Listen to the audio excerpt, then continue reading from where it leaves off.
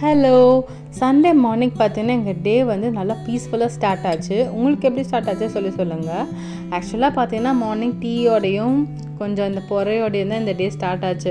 ஹஸ்பண்டுக்கு சண்டே மட்டும் tea compulsory கொடுத்துடணும். அதே மாதிரி என் பாப்பாவுக்கு வந்து ஏதாச்சும் பால் மேக் பண்ணி கொடுத்துருவேன். நார்மல் மில்க் தான், எதுவுமே ஆட் பண்ண மாட்டேன். சுகரோ அதில் எதுவுமே பவுடரும் ஆட் பண்ண மாட்டேன். இனிமேல் தான் கொஞ்சம் கொஞ்சம் வாங்கி ஆட் பண்ணலான்ட்டு இருக்கேன். சைபர்டென்னிஸாக பார்த்தீங்கன்னா அவ்வளோ அந்த பொறை இருந்துச்சு, அதை தொட்டு சாப்பிட்டுட்டு இருந்தா.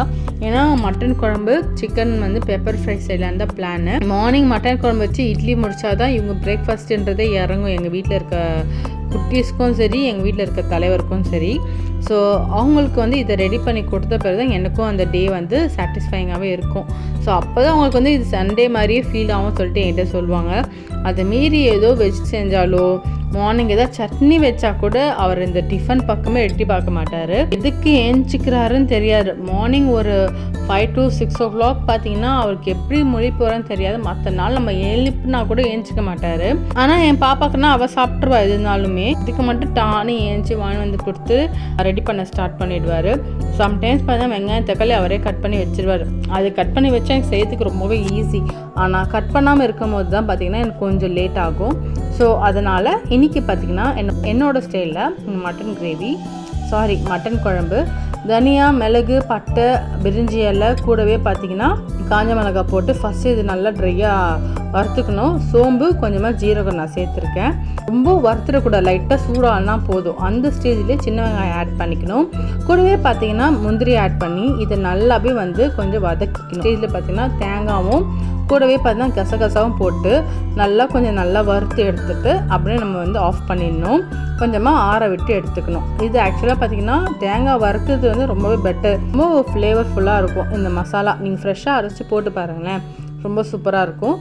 நெக்ஸ்ட்டு பார்த்தீங்கன்னா ஒரு குக்கரில் பார்த்தீங்கன்னா கொஞ்சமாக கடலை எண்ணெய் தான் போட்டிருக்கேன்.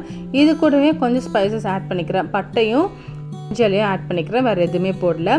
ஆனியன், சின்ன வெங்காயம் கொஞ்சம் ஆட் பண்ணிவிட்டு பச்சை மிளகாய் ஆட் பண்ணி இதை நல்லாவே வந்து வதக்கி எடுத்துக்கணும். இந்த ஸ்டேஜ் வந்து நல்லா வதக்கி வரும்போது நான் கொஞ்சமாக இஞ்சி பூண்டு பேஸ்ட்டு 2 செகண்ட் மட்டும் சும்மா வதக்கிட்டு கையோடு வந்து தக்காளி ஆட் பண்ணிட்டு கல்லுப்பு ஆட் பண்ணிட்டு நல்லா வதக்கி விட்டுக்கணும்.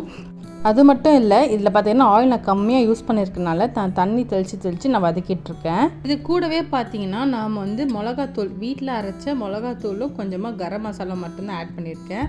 ஆட் பண்ணி கொஞ்சம் நல்லா வதக்கிட்ட பிறகு இந்த மட்டனை அது கூட சேர்த்து ஆட் பண்ணிக்கிறேன்.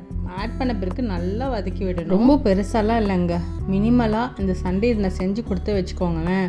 இதோட நான் எதுவுமே கிச்சன் பக்கமே போட்டதில்ல. நான் மதியமாக பார்த்தா சாப்பாடு வச்சு பெப்பர் சிக்கன் வச்சேன்னா அதோட சாப்பிட்டு அதோட நாங்கள் ரெஸ்ட் எடுப்போம். அதே வச்சு நைட்டுக்கும் பார்த்திங்கன்னா டின்னரை முடிச்சுப்போம். ஸோ இப்படி தாங்க எனக்கு சண்டே போகும். அதோட நான் போய் ரெஸ்ட் எடுக்க போயிடுவேன். ரெஸ்ட்டுனா நமக்கு வேறு வேலை இல்லை கிடையாது.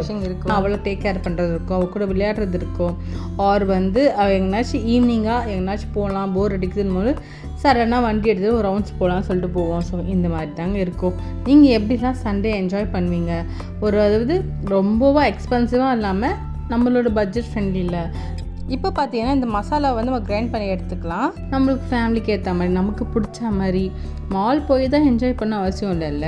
இந்த மாதிரி சும்மா ஒரு ரவுண்ட்ஸ் போனாலும் சரி, பக்கத்தில் இருக்க பீச்சுக்கு போனாலும் சரி, விண்டோ ஷாப்பிங் போனாலும் சரி, உங்களுக்கு நீங்கள் எந்த மாதிரி உங்களுடைய ஃப்ரீ டைமில் நீங்கள் எப்படி ஸ்பெண்ட் பண்ணுவீங்க? சண்டே வந்து ஈவினிங் மேலே கொஞ்சம் ஃப்ரீ டைம் இருந்துச்சுன்னா சரி இங்கே போயிட்டு சும்மா போயிட்டு வரலாம், போர் அடிக்குது வீட்டில் இருக்குது அப்படின்னு நினைக்கும் போது எங்கே போவீங்கன்னு சொல்லிட்டு கமெண்ட் பண்ணுங்கள். நல்லா உங்களுக்கு தெரியுதுங்களா, ஆவி பறக்க வந்திருக்கு.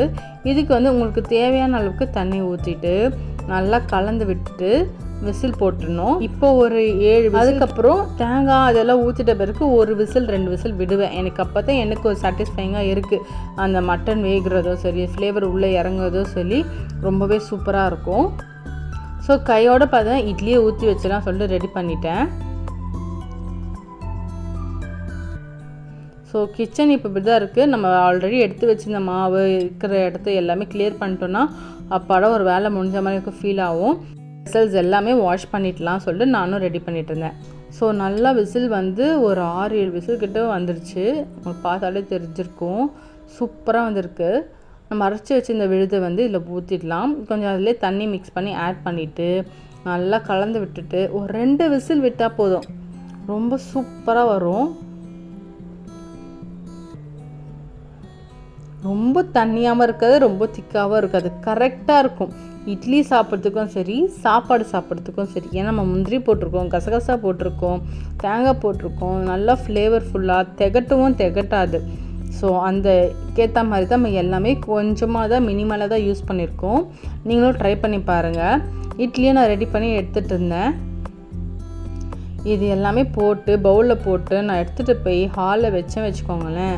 டக்கு டக்கு டக்கு டக்குன்னு எங்கள் வீட்டில் எல்லாருக்குமே இட்லி போய்கிட்டே இருக்கும். மார்னிங் இதெல்லாம் சாப்பிட்டு திருப்பியும் ஒரு தூக்கம் போடுவோம். அந்த தூக்கம் போட்ட பிறகு தான் அப்பாடான்னு இருக்கும். அதுக்கப்புறம் தான் அடுத்த மண்டேலேருந்து இந்த டே வந்து நல்லா எனர்ஜி ஃபுல்லாக எங்களுக்கு ஓடும். ஸோ இந்த குழம்பு பாருங்கள், ஆக்சுவலாக 2 விசில் போட்டு எடுத்துட்டேன். அப்புறமா லாஸ்ட்டாக கொத்தமல்லியை தூவி எடுத்து பார்த்தோன்னு வைங்களேன், சூப்பராக செம்மையாக வந்திருக்கு. இதோட இந்த vlog முடிஞ்சது. பாய்.